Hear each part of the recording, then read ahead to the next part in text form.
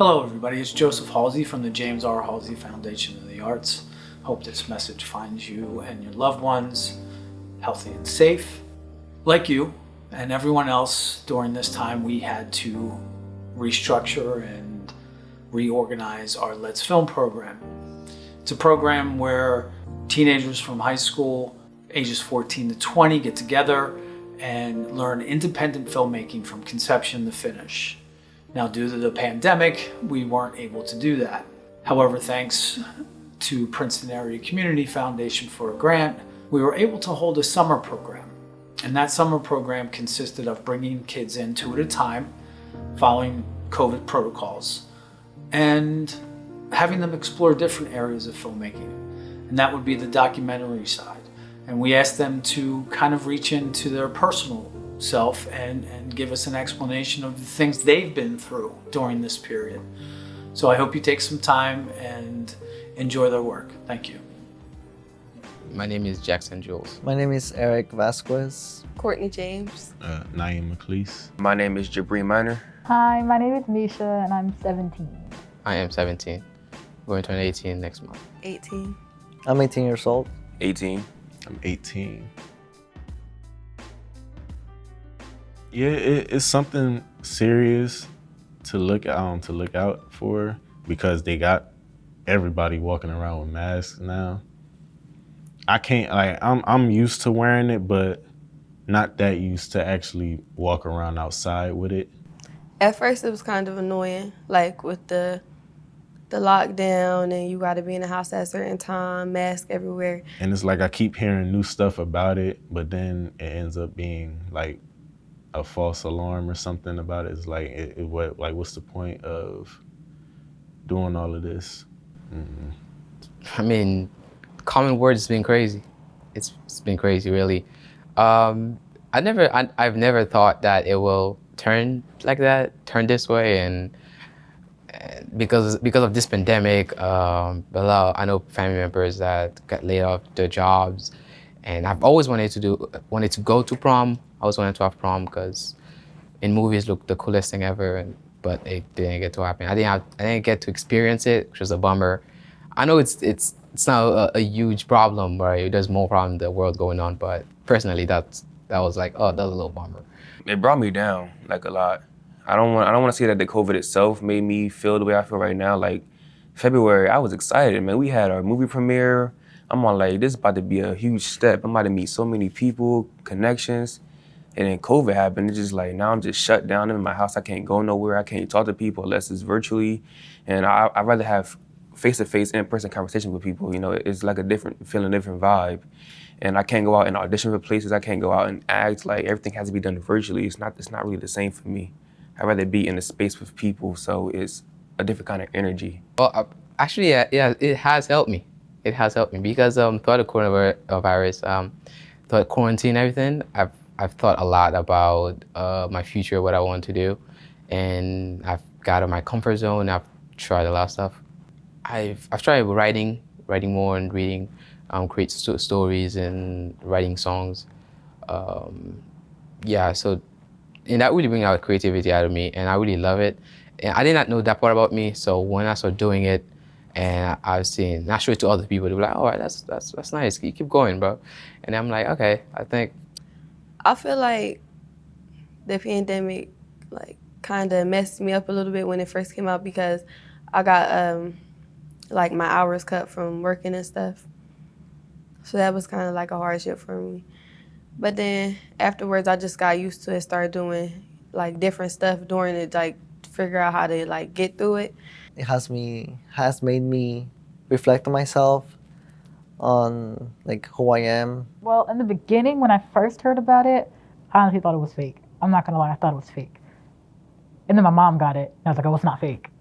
And it was a shocker, because as soon as my mom got it, everything was kind of like halted, and we couldn't like do anything. We couldn't even leave our own home. It was really hard, kind of, because we couldn't even see my mom, and my mom has like an array of other issues, so it was crazy. But then, everybody else got tested and we were fine. And then it was confusing because she got tested again and said she didn't have it. So he was like, huh? it has led me to reflect a lot more than usual because I would usually go to school, be busy with stuff and all that kind of stuff. I don't know. Maybe it's good the world settle down for a little bit. Stay in the house, especially Trenton.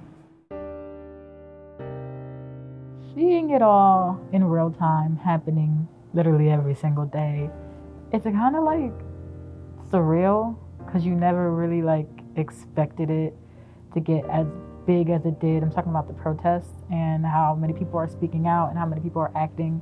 Well, for the riots, I get why people are protesting, but one thing I didn't appreciate was when the protesters came to Trenton, because if they would have never came to Trenton, nobody would have ever thought it was okay to start the riot. Like, that's how the whole riot started, because the protesters came, they did all that, and then it made somebody think, oh, well, since the police worried about them, we could just go break in the buildings, da, da, da.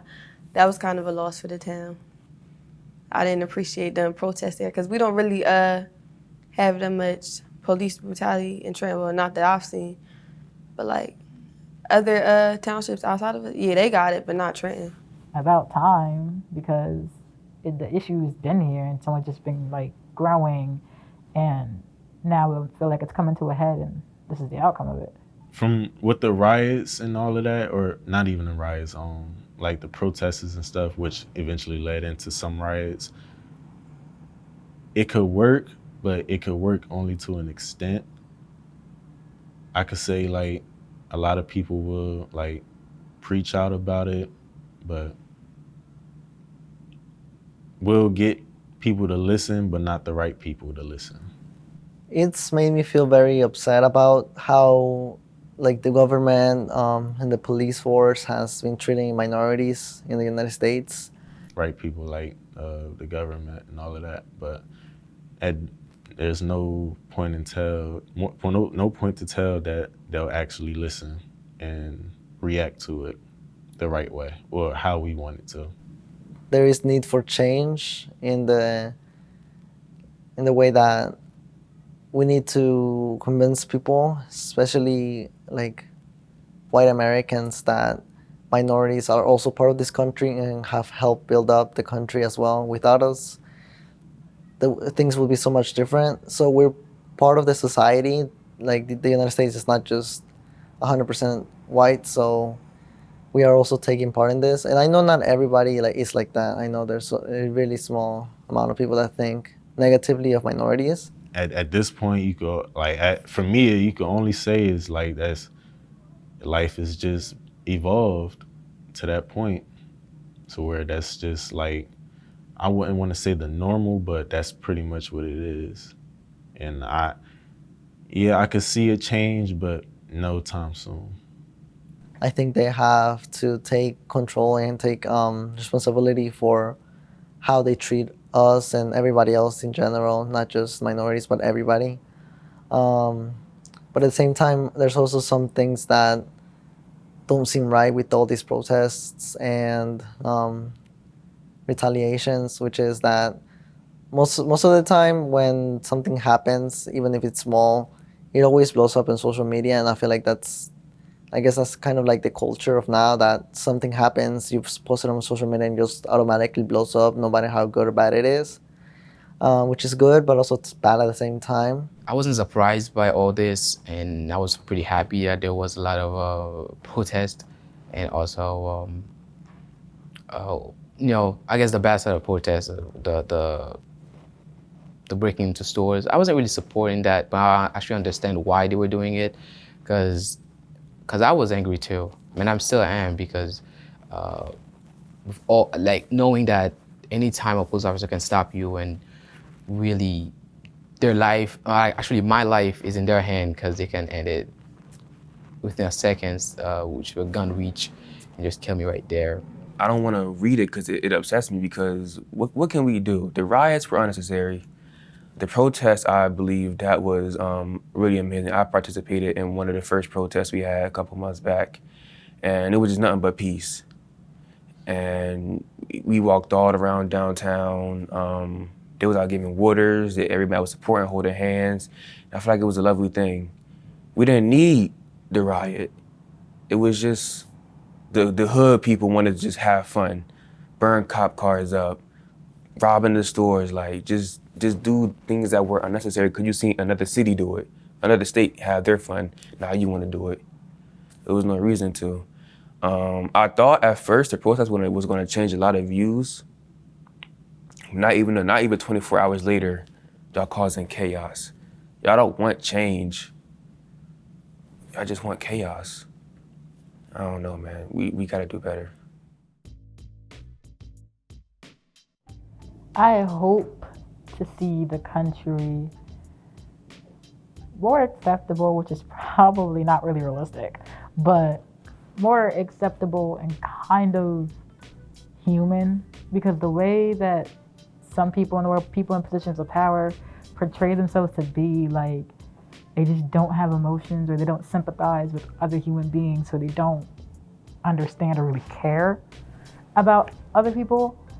And I just hope that the world can like shed its prior thinking and really like open up to like the history, the real history of this country, and just like get why people are so angry and understand. I would say into a better direction, because it was really, all this that happened in 2020, it was really, everything was new. It was like a revolution type thing, because the whole world was for Black Lives Matter and everything. And the pandemic changed a lot, and people would become more cautious, more understanding, and more loving, and more caring, because they lost people from this pandemic. And I feel like it will be for the better. For better, people will be understanding more. Something good comes out of whoever comes next as president, and hopefully things change for the better, and maybe there might be some change coming for all this police brutality and racism and all these negative things that have been happening. I don't really think every single person in the world is going to change, but a majority of us all around the world can just accept one another, who we are as people. Still, I think the environment may still look the same, but I hope that the people in the environment at least respect each other in a sense. People don't got to go outside and worry about, oh, am I going to die today? You know, just go outside and have the best time of your life with no fear. I think 10 years from now, I think people will be very excited to go out and meet new people without having to look around every 5 seconds to fear for their life. I can't say nothing differently than what everybody else would say, less police brutality, no more pandemic. But I feel like it's still gonna be around. So hopefully like it lighten up a little bit, because I know it's not gonna stop completely. Like everything takes time, everything's a process. But hopefully this is like a learning process for everybody that's watching from the outside. I'd rather us focus on respecting one another and everybody coming together. In 2 years, I feel like the pandemic is gonna be over. It's just gonna be something to talk about, like, oh yeah, you remember 2 years ago when all this was going on? And now it's gonna be something just like, yeah, I'm glad that's over with. But then with the riots and the police brutality, I feel like that's still gonna happen. It's very hard to like decide on one thing because there's so many things that can be fixed, that can be changed to make this a better country.